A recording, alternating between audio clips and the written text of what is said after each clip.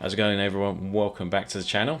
In this video we're going to be talking about how NASA and SpaceX are going to be using nuclear powered rockets to get people to Mars a lot quicker than they can with conventional rockets. So let's get locked in, people. Imagine cutting the trip to Mars in almost half the time, not with some sci-fi warp drive, but with actual real nuclear rockets that NASA actually wants to use. And even the NASA Administrator Jared Isaacman is now openly talking about nuclear rockets to speed up future missions to Mars. In this video we're going to focus on how that technology works and why it pairs so well with SpaceX style reusable rockets and what it means for getting humans to Mars in record time. Before diving into the tech, here's a short clip of Jared talking about NASA's plans to use nuclear propulsion for deep space missions and Mars. Listen carefully to the way he frames it, because this is not just a wild idea anymore.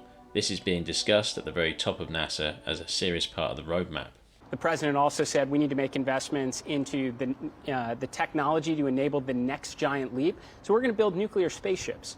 And that's what's going to help enable us to go to Mars and beyond. He said establish an orbital economy. All right, so that's the NASA administrator basically saying, yeah, we're going nuclear to get to Mars faster. For years, this stuff was sci-fi concept art, dusty PowerPoints, and old black and white test footage from the 60s. Now it's coming straight from the top guy's mouth in a mainstream interview. This is a huge shift from the old ultra cautious NASA. He's not talking about some maybe in 100 years fantasy. He's talking about real money going into nuclear power and propulsion to basically set up what he calls the next big voyage out to Mars and beyond. That tells you this isn't a side project. This is starting to slide into the main plan. And listen to the way he frames it. It's not just let's bolt a reactor on a rocket because it looks cool. It's if you're going to send people all the way to Mars, you cannot afford to leave them drifting through deep space for months on end. Space is definitely not a chill place to hang out.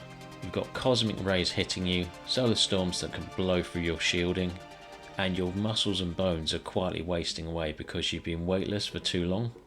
So the faster you can get there and back, the safer the whole mission becomes.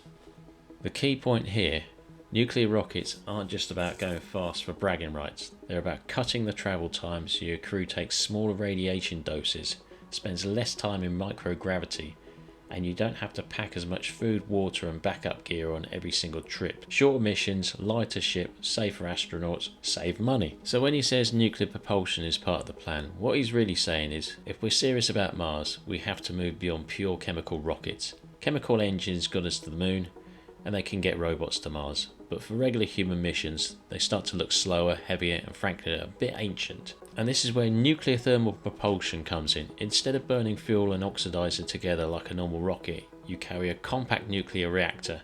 So the reactor heats up liquid hydrogen until it becomes insanely hot, and that hot gas fires out of a nozzle for the thrust. So this is the same as a conventional rocket, but just a lot faster. So the magic number the engineers care about is something called specific impulse. Think of it as miles per gallon for rockets. How much push do you get? And this is for each kilogram of propellant you throw out the back of the engine. A really good chemical upper stage might give you around 450 seconds of specific impulse. A nuclear thermal rocket can double that, twice the efficiency from the same propellant. Now you don't have to be a rocket scientist to see what this means. With that extra efficiency, you either carry far less propellant for the same mission, or you take the same mass and push it much faster. Both options are game changers for Mars. But with nuclear, you can start talking about shorter transfer times, more flexible launch windows, and better safety options if you need to abort a mission. So if something goes wrong, you're not locked into one perfect alignment every 2 years. You've got the power to sort of get out of there. So this isn't sci-fi on a whiteboard anymore, guys. NASA is actually testing this stuff right now. Another thing you need to understand is a nuclear rocket doesn't just switch off. A normal engine can stop and cool down quickly, but a nuclear one keeps making heat for a while, so you have to manage it carefully, or you can damage the hardware and lose the mission.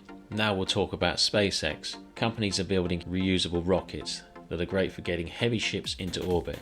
You let those do the liftoff, then a nuclear stage takes over in space, and that does the fast cruise out to Mars. So picture it like this: chemical rockets for the climb, then nuclear rockets for long distance trips over to Mars. And that's why hearing the administrator talk so casually about nuclear rockets should make everyone pay attention. NASA is basically admitting that if we want regular and reliable trips to Mars, this kind of engine isn't just a cool upgrade, it's probably necessary. And here's what this video is about. We're talking about nuclear rockets in plain English.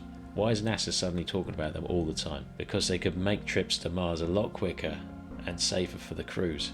And the big idea is this: use our normal reusable rockets to get off Earth, then switch to nuclear rockets in space.